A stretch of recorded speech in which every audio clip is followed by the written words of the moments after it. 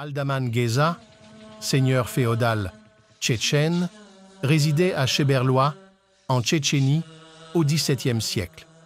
Il est une personnalité marquante de la région et du folklore tchétchène ingouche, étant loué comme un héros qui défendit les frontières tchétchènes contre les invasions étrangères.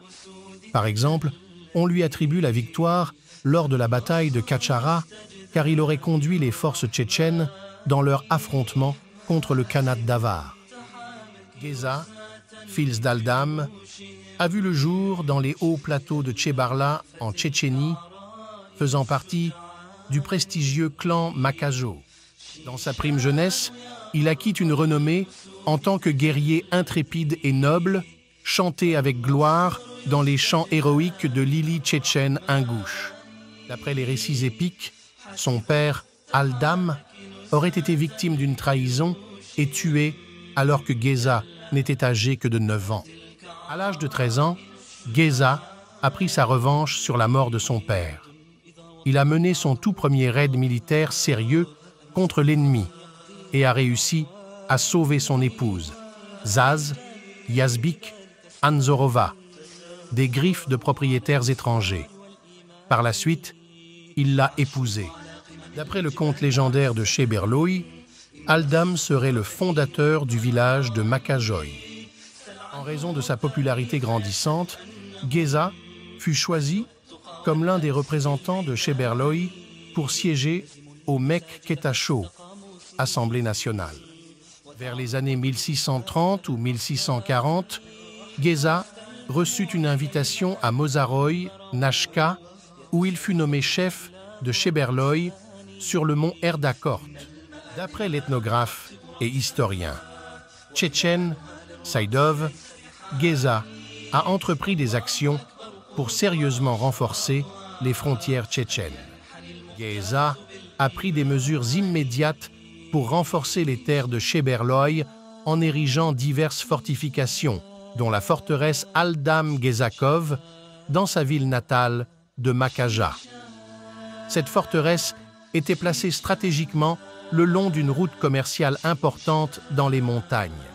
En plus de la construction de la forteresse Aldam Gezakov à Makaja, Geza a également fait fortifier l'ancienne forteresse de Koy.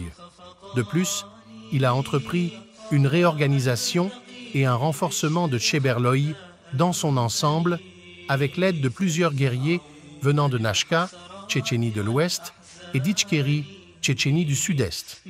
Ces efforts conjoints ont permis de renforcer davantage la sécurité et la défense de la région de Cheberloï.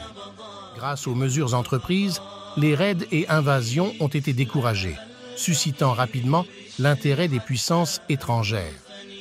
En 1649, les gouverneurs russes, situés le long de la rivière Terek, ont rapporté l'existence d'une région distincte, connue sous le nom de Cheburdi, Chebarloï, comprenant plus de 40 colonies. Les habitants de cette région étaient appelés les enfants d'Aldamov et étaient les propriétaires de ces terres.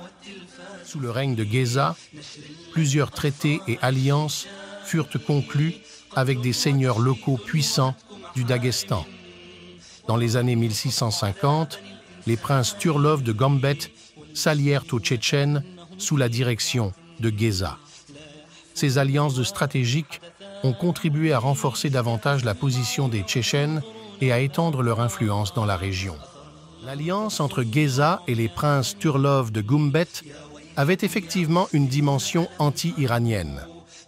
Le traité, signé par Geza lui-même, permettait aux Turlov de s'installer près des gorges d'Argoun, dans le centre de la Tchétchénie. En échange, Geza recevait 2 fortifications situées sur les terres de Goumbé. Cette alliance stratégique renforçait ainsi la position de Geza et lui permettait d'étendre son influence dans la région tout en contrant les influences iraniennes et celles de leurs vassaux. En 1651, Geza a conclu un autre traité avec les petits-fils de Sultan Mut, un prince koumike renommé. Ce traité a certainement renforcé les relations entre les Tchétchènes et les Koumiques, et a contribué à l'établissement d'une coopération mutuelle. De plus, Geza a effectué une visite au gouverneur russe de Terek, accompagné d'une délégation tchétchène.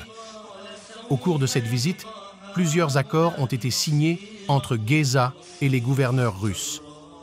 Ces alliances et accords ont permis à Geza de consolider sa position politique et de renforcer les relations avec différents acteurs régionaux, que ce soit les petits-fils de Sultanmut ou les gouverneurs russes de Terek. Ils ont également ouvert la voie à une plus grande coopération entre les différentes puissances présentes dans la région à l'époque. La conclusion de ces traités et alliances par Geza avait pour objectif principal de contrer l'influence et l'empiètement iranien dans le Caucase du Nord-Est. L'Iran, à cette époque, cherchait à étendre son pouvoir dans la région et cherchait à incorporer certaines parties du Caucase dans son empire. En formant des alliances avec des seigneurs locaux puissants et en établissant des accords avec les gouverneurs russes, Geza cherchait à créer un front solide contre l'influence iranienne.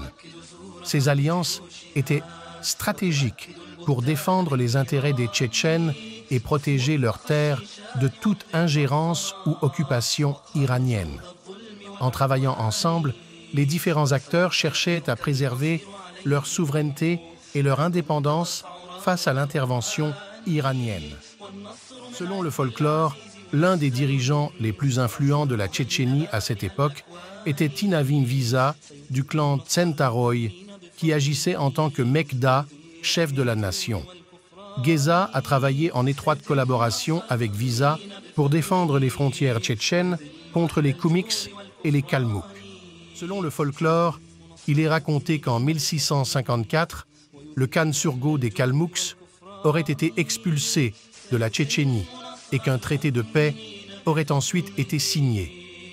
Après cet événement, il est dit que Visa aurait démissionné de son poste de Mekda et que Geza l'aurait remplacé en tant que chef de la nation.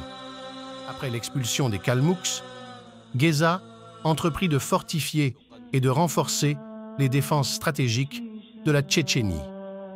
Amin Tessaev, un historien tchétchène, rapporte qu'à cette époque, une partie de la tribu Choubut, Chatoy, exprima son souhait de prêter allégeance à la Russie et de devenir ses sujets entre 1657 et 1661. Le reste des sociétés tchétchènes, indépendantes et fidèles au Mekkel, s'y sont fermement opposées. Geza et les sociétés environnantes ont fait pression sur les dirigeants de Choubut, qui ont finalement cédé et sont revenus sur leur accord avec la Russie.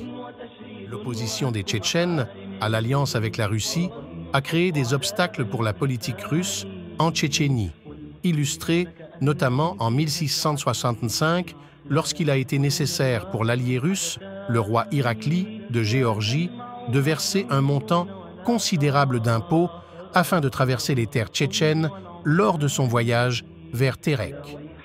En 1667, le tsar russe aurait encouragé le Khan d'Ugri à envahir la Tchétchénie. Ainsi, l'armée avare se serait rassemblée dans sa capitale Khounzak, sous la direction du fils du Khan, Muhammad. Après avoir pénétré en Tchétchénie, ils ont finalement atteint la zone montagneuse de Kachara, située au centre du pays.